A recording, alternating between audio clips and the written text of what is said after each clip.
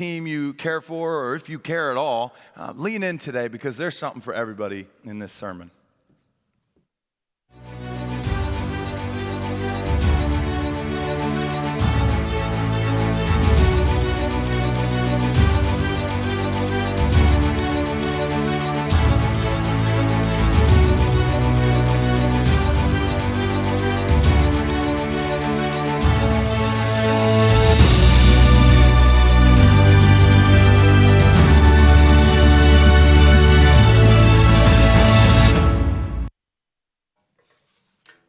The gospel according to the National Football League. What do you think? It's not bad. I didn't do that for the 8 o'clock service. I was holding it back for you guys. Welcome if you're just joining us for the first time. My name is Reed. I don't usually wear a jersey on Sunday mornings. If you're joining us online, welcome to you as well. And we are talking about the gospel according to, which takes a little bit of illustration and explanation before we just jump right in. The idea that we've been talking about for the last couple of weeks in these messages is that there are some of the most popular parts of our culture that are popular because they contain elements of the gospel in them. That we have what we believe the gospel is the best story ever. And it's true. And what happens is elements of that story, of the gospel story, get embedded into all sorts of other things in movies and songs and books and plays and whatever. And that's what draws people to them. And so there are people who are fans of the gospel and they don't know it yet. And so we just wanted to use some of these popular elements of our society to highlight the gospel.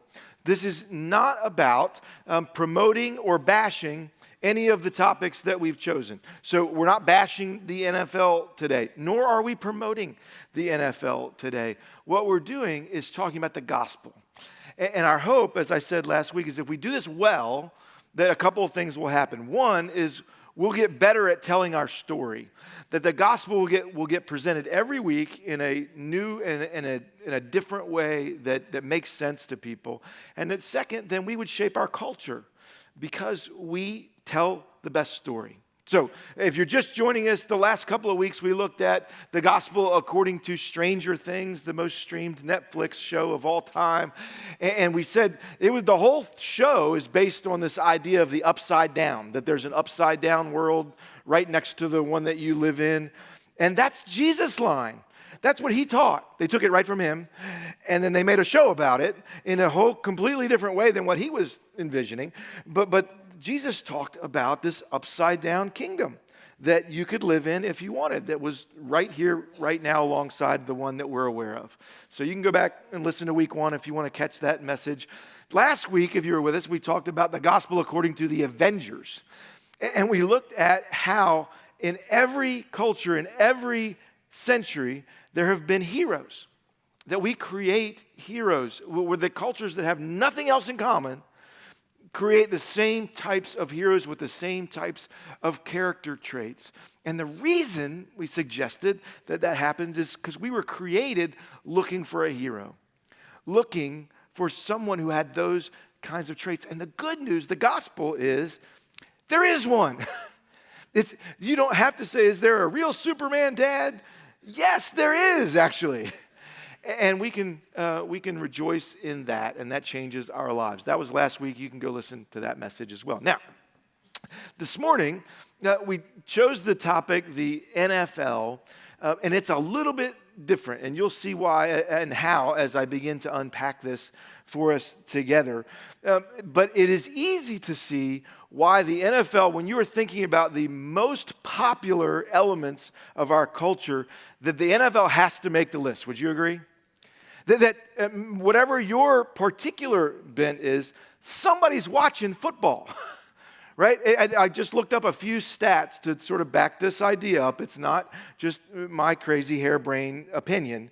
That in a Gallup poll in 2018, they asked people what's their favorite sport to watch, and football was number one, and more people picked football than the next 5 combined. Somebody's liking football, and they like to watch it. That's why a Super Bowl ad last year, do you know this? How much did a 30-second Super Bowl ad cost last year? $5 million for a 30-second ad. Why? Because nobody's watching? No, because a lot of people are watching. The revenue for the National Football League last year was $15 billion with a B dollars. $15 billion.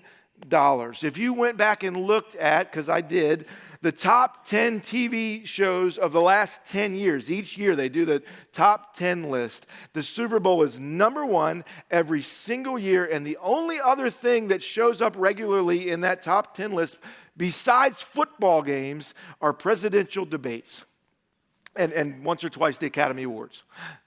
Yeah, somebody's watching some football. It is extremely popular. So it's easy to see the popularity of professional sports in general or the NFL specifically, but it wasn't until last spring when I was watching ESPN, which I don't normally do, you know. I was flipping through. Yeah, I watch it all the time. And it was April, and they were televising the NFL draft. And I just thought, now wait a minute. Even when they pick teams, it has become this unbelievably popular event. They're not even playing the game. They're just picking teams, and they have all of this coverage. And then they had a shot of the crowd. It was in Nashville last year. Do you remember that? That there was about 1 million people who gathered on the streets of Broadway in downtown Nashville to watch them pick teams. And it was pouring down rain. And there they were with their jerseys and I stopped and I went, what is going on in our culture? Why would all these people do that? And I think that's a really interesting question. What is this phenomenon and what's going on? Now, I'm not going to tell you that they were all there because the NFL was preaching the gospel. I'm not going to tell you that because they weren't. But the similarities between what I was watching in the draft and what happens this afternoon at 1 o'clock, and to the similarities between that and church in general or a worship service in particular are uncanny. That one mirrors the other, and they have so many things in common. And so much has been written about this. I thought this was an interesting list that I found. It's the 10 ways that the NFL is like a Baptist church. That was fun. Now, if you're Baptist, you grew up Baptist, no offense to you. A Baptist guy wrote it, so it's not me, making fun of anybody. But I thought these were interesting. How's the NFL like a Baptist church? People, for both, have clothes in their closets that they only wear on Sundays. Oh, that's good, right? At least once a year, you have that one person who's allowed to sing, but they really shouldn't be. That's funny. Regardless of what this is a very Baptist thing here. Regardless of what happens, it's a penalty if you dance. Participants cannot dance or gamble, right?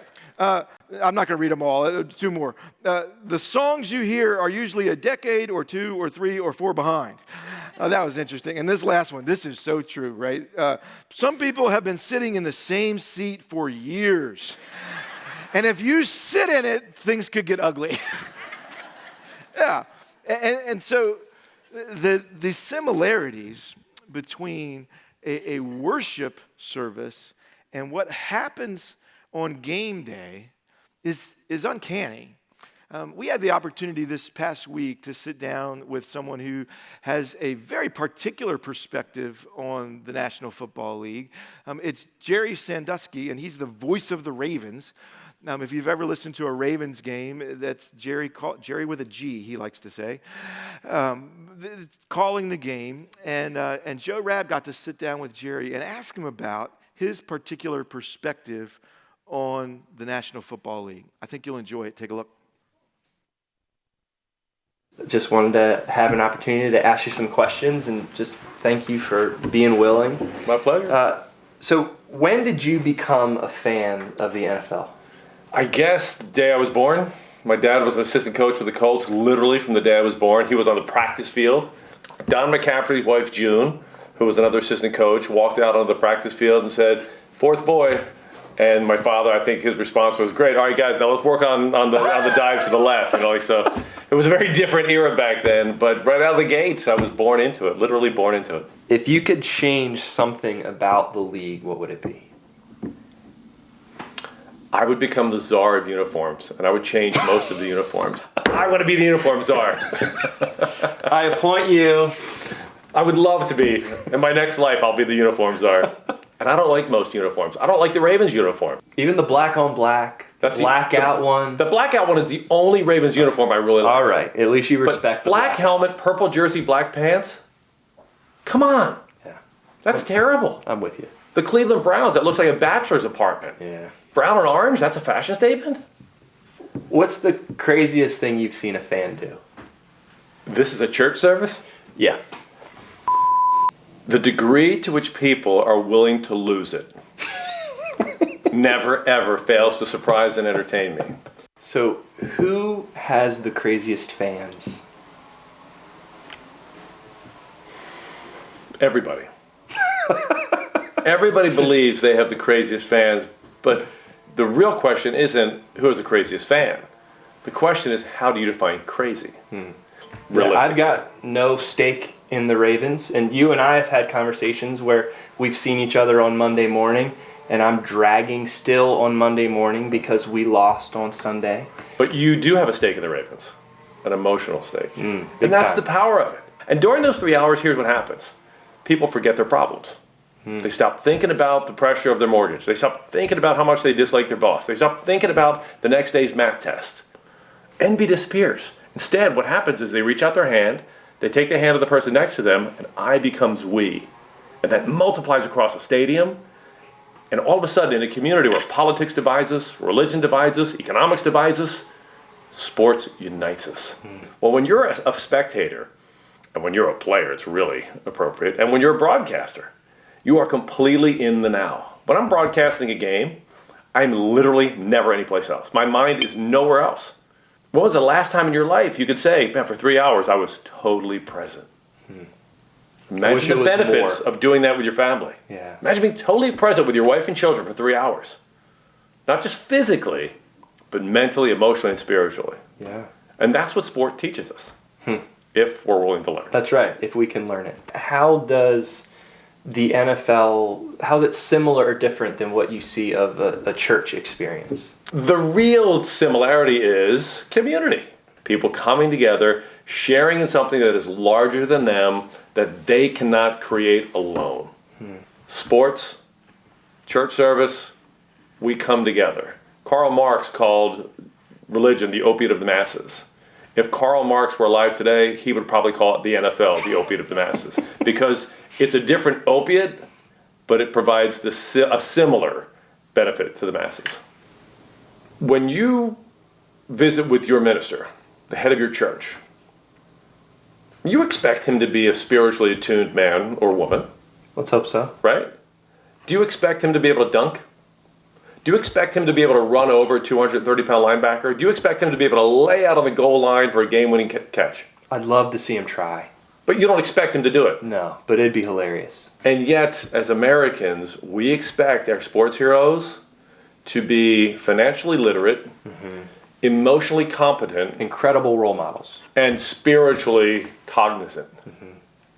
It's an unrealistic expectation. And then when they disappoint us, we're disappointed in them.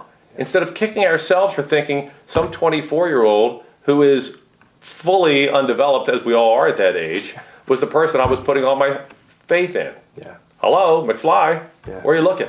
With several hard shots to the cranium on top of that. That we have all seen guys take, right? Like, okay. Yeah, really, if your minister was concussed every week, by week 12 of the NFL season, you might not be looking for great insights into his take on Paul's letter to the Romans. It's true. And yet we do it all the time in the NFL. We expect that young star to show us what clothes we should wear, what cologne we should wear, what watch we should wear, what the right fashion sense is, and how to find God. Well, Jared, I think we're wrapping up here. I think, Hence, the haze in the barn. I think you got to give it to me with some passion here, Jared. So as we conclude our time together, and did you achieve what you set out to do? Absolutely. I wanted to have a good conversation with you, and I think I did that. Then the haze in the barn. Love it. So, yeah. Isn't that fascinating? Yeah. It was great. We have about 40 more minutes of that. We'll maybe get it out some other way, but it was fascinating to me, and I don't have any concussions, so keep listening, okay? The similarities between the experience of worship and the experience of the church, and that's not new. That started happening long before the NFL. It started happening long before the church even existed, because in every culture, there are objects of worship created, right? And for as far back as there have been people create objects to worship. And those are called, technically, the name for that is an idol, right? An idol is, by definition, an image or representation of a god used as an object of worship. And that's the NFL, man. But it's not new. This is not just something that has happened in our culture. This has been happening as long as there's been culture. People have been creating objects of worship. Now remember, we said a couple of weeks ago that we don't get to choose whether we are going to be worshipers or not. That's off the table. Because of the way you and I were created, we were built to need to worship something. And so it's not a question of whether we will or we won't. It's a question of what. What will we worship, right? And so what happens is we create, and every culture does, things that we create that we then allow to have power over us. Now, is that the phenomenon of the NFL or what? That we created it. It didn't exist. The NFL did not exist 200 years ago. But it's hard to imagine something that affects more people in more ways than that right now in our culture. We give the thing that we created power over us, whether it's intentional or unintentional, and then it affects our lives. Now, what does that have to do with being a Jesus follower? Everything. Everything. And so what I want to do is, with the time we have left, read you a couple of verses from a letter written to some first century Christians, very similar to us, gathering like this, trying to figure out in their culture, what does it look like to be followers of Jesus? And John, the same one who wrote the Gospel of John, eyewitness to the life, death, and resurrection of Jesus, is now writing after Jesus has resurrected and ascended into heaven. And he's writing about this very question to some believers who are, like every culture, prone to worship something that they've created. And his words are so instructive to us. So I want to share them with you. If you have a Bible, you can turn there. It's 1 John. So it's a letter written by John near the end of the Bible, right before the book of Revelation. And I'm just going to read verses 15 and 16 of chapter 2. This is what he writes. Do not love the world or anything in the world. If anyone loves the world, the love for the Father is not in them. For everything in the world, the lust of the flesh, the lust of the eyes, and the pride of life comes not from the Father, but from the world. Now, at first glance, this could mean all sorts of radical and bizarre things. And I've seen it used as the reference point to do all sorts of things that John or Jesus never had in mind. You might be thinking, just as I'm reading that, do not love the world or anything in the world. Does that sound radical? Well, and it also sounds confusing. If you've ever heard any other Bible verses, the one they hold up at the football game is John 3:16, right? Same guy, same author, and that verse goes, for God so loved the world. Okay, hold on. Time out. Which one is it? Don't love the world or love the world? It says, for God so loved the world, but then John says, don't love the world or anything in the world for that matter. That should at least spark your intellectual curiosity to go, what's he saying then? Now, it turns out that if you even went 2 chapters farther in this letter of 1 John chapter 4, you would see him write these words. You can't love God if you don't also love your neighbor, your brother. You can't say, I love God and I hate him. You're like, well, wait a minute. You just wrote, don't love anything in the world. Aren't people in the world? So what's going on here? There's something that's being communicated that is critical if we're going to understand what worship does in our lives and how we mess it up and how we can get it right. You have to understand what this is talking about. So let me first do this.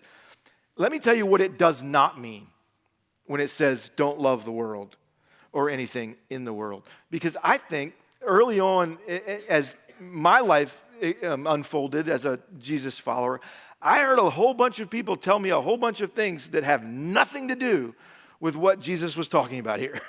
And they would use this verse as the background for it, as to legitimize some of the things that they would tell me. So let me tell you first what this does not mean. It does not mean that everything in our material world is bad and should be avoided.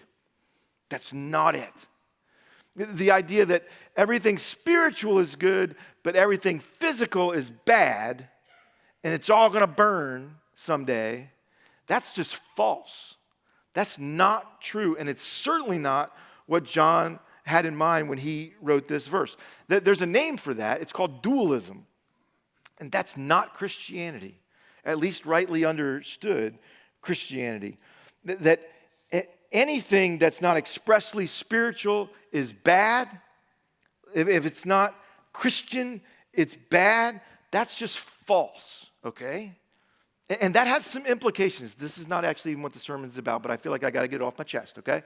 So here's some things that means for us. It means that everything is created in the image of God. Everyone is created in the image of God and displays the gifts God has given to humans. Everyone. You will never meet an individual who is not made in the image of God, which means that every individual has worth. Everyone has worth inherently because they've been created by God. And that means that God has given gifts of wisdom and morality and beauty and art to all sorts of people who don't know where they got the gift.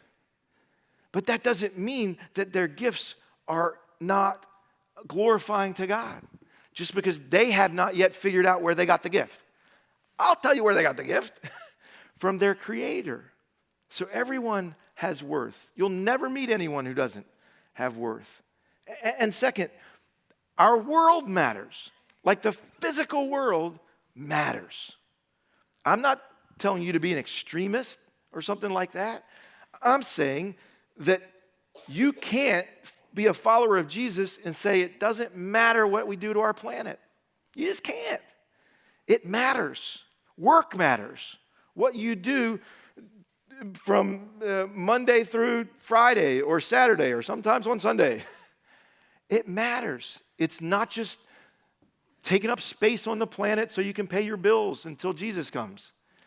It matters. Tim Keller says one of the most important passages in the Bible no one ever talks about is after the death and resurrection of Jesus, Jesus came back and he ate a fish.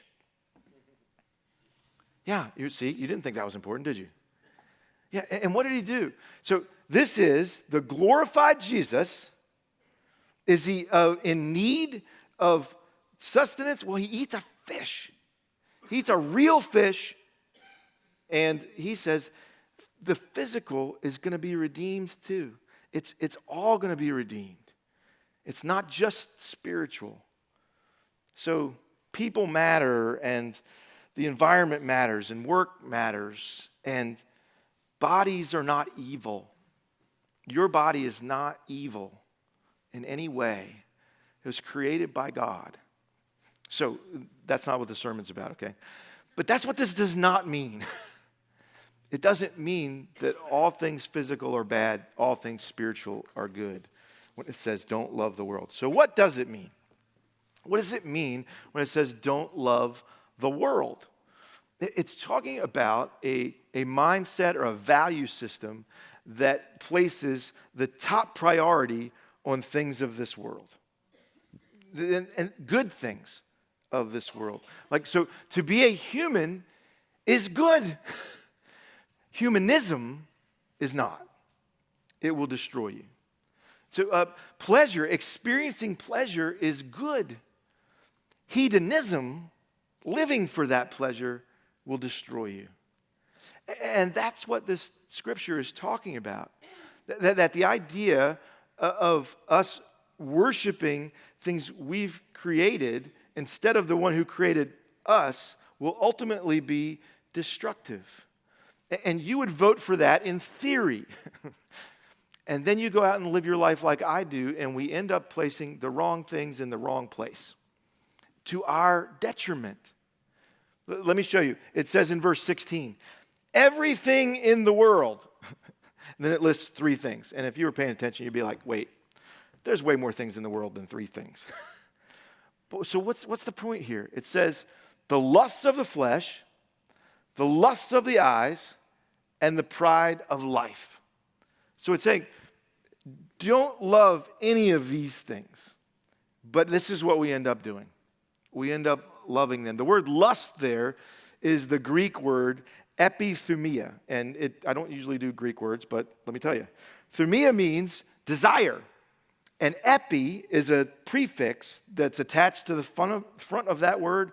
Like we get our word epicenter from the ground zero, like the central, most powerful part. So this is a central desire. The central desire of the flesh. The central desire of the eyes. The epicenter, if you make the epicenter anything else but God, it's going to destroy you. Let me show you quickly in each category. So the first one says, the over-desire of the flesh. Let's just make it real. Food and drink, sex, recreation, those are all desires of the physical. And they are not bad. What's bad and destructive is making them the central desire of your life. So do you follow this? You have to eat and drink to live, yes? But to live, to eat, and drink will destroy you. It will rob you of life, not give it to you. We quite literally need sex in order to continue the species. Would you agree? Yeah, you have to have sex to live, but if you live for sex, it will destroy you. We give power to things that we put in that spot that they never should have. And you know that. You've seen it. In this category, we often call it addiction, right? So is there anything wrong with eating and drinking? No. But when you live to eat and drink, what happens? It destroys you. You know about eating disorders, right? You know about alcoholism, right? The point is not food and drink. The point is living, putting them, and then they have power over you. That's the story of every addiction story, isn't it? I did this because it helped me to deal with my stress, but now this causes more stress than what I was trying to get rid of in the first place. And so the epi-desire, the over-desire of the flesh, that's what will rob you of life, not give it to you. And then second, the over-desire of the eyes. Well, what's that? Image is everything, right? Beauty. Is there anything wrong with being beautiful? No, but when you live to be beautiful, it will destroy you. It'll rob you of life. I might put entertainment and distraction in this category. The over-desire to be entertained, to be distracted. Is there anything wrong with being entertained? No, but when you live for it, I'm living for the weekend. it'll crush you. Because you're going to give power to something that just shouldn't have that kind of power over you.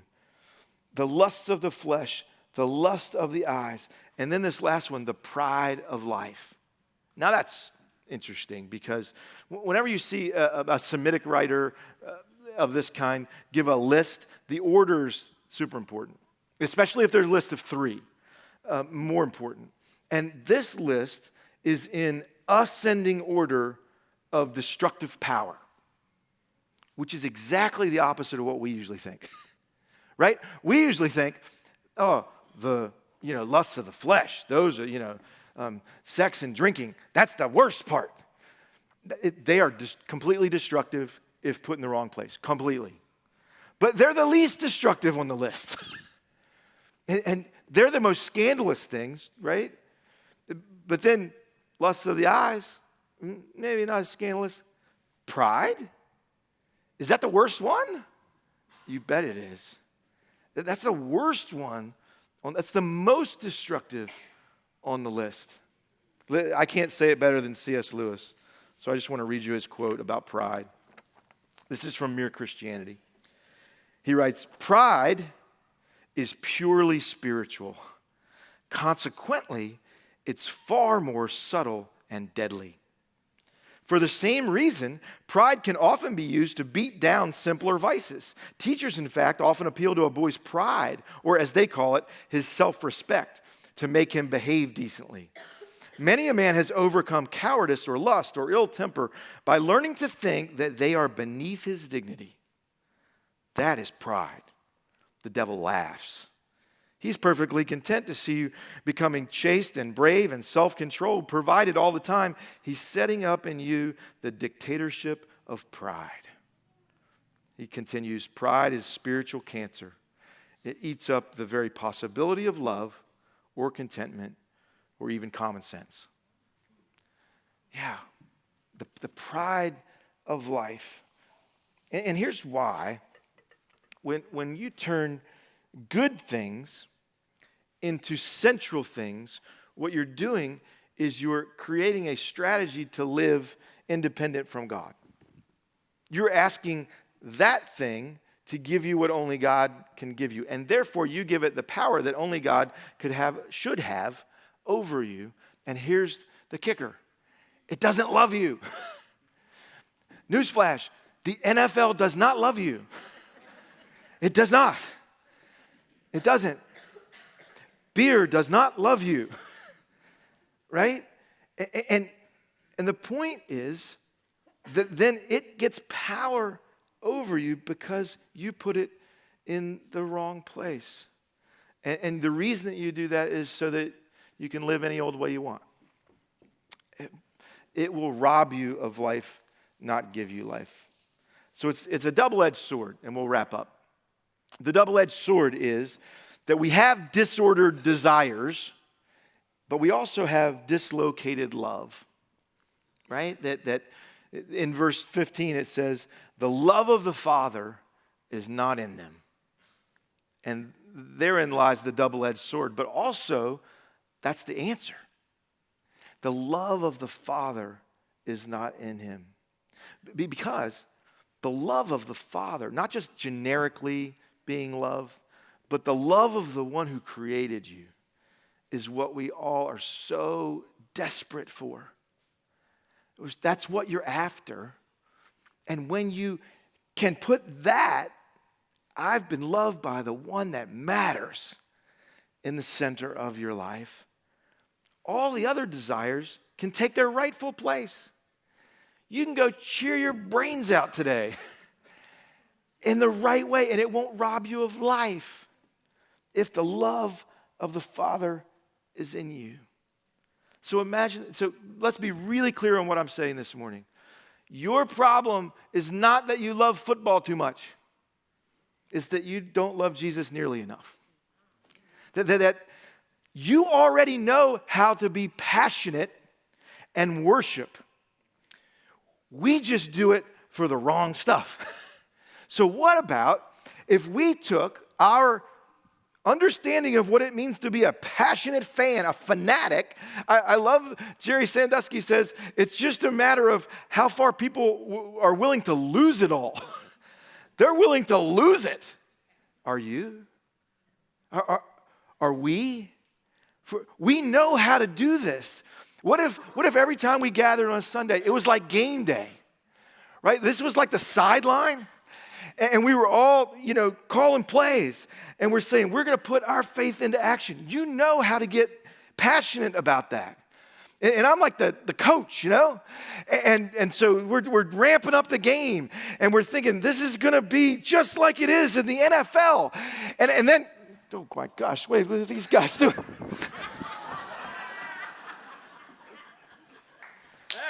Hey, now, hold on. This is the lion and the lamb on stage together. See that? Thank you, guys. Some of you are more interested in that 10-second moment there, or whether I was going to get doused with Gatorade. Here's my challenge to you. Here's my challenge, is take the passion, it's God-given. And maybe it's not the NFL for you. But there's nothing wrong with wearing a jersey. Now, my team is slightly lacking. No one, was offended that I wore a Redskins jersey today. The common, reaction was, "Aw." Right? There's nothing wrong with Purple Fridays. There's nothing wrong with this. It just pales in comparison to the righteousness that you are clothed with on a daily basis. Be more excited about that. Be more passionate about that. Lose it for that. And you'll find life. If not, it'll be taken from you. All right, here's the way we're going to end this service. You should come back next week, by the way, because we'll end the series, Gospel According to Game of Thrones. And I won't be wearing a knight's outfit or anything like that next week. But invite somebody who's a Game of Thrones fans. They won't believe that we're going to talk about it in church.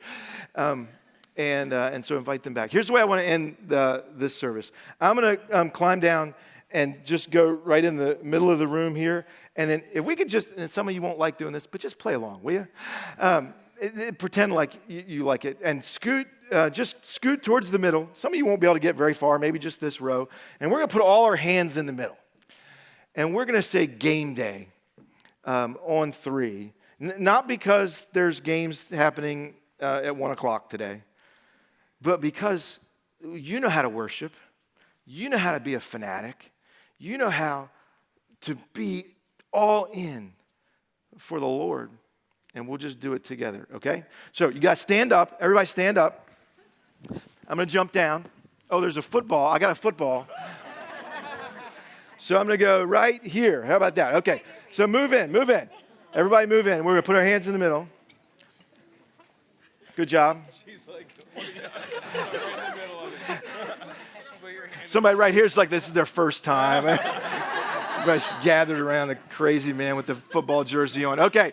1, 2, 3, game day. Ready? 1, 2, 3. Game day! God bless. See you next week.